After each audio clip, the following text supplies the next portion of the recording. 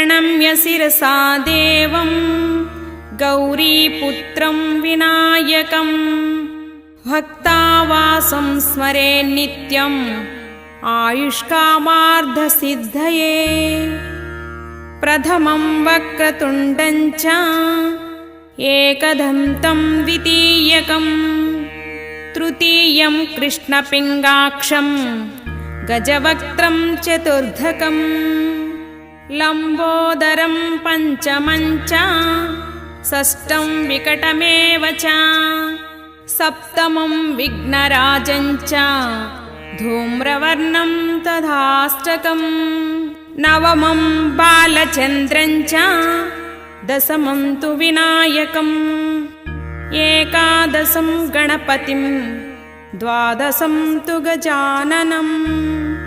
द्वादशैतानि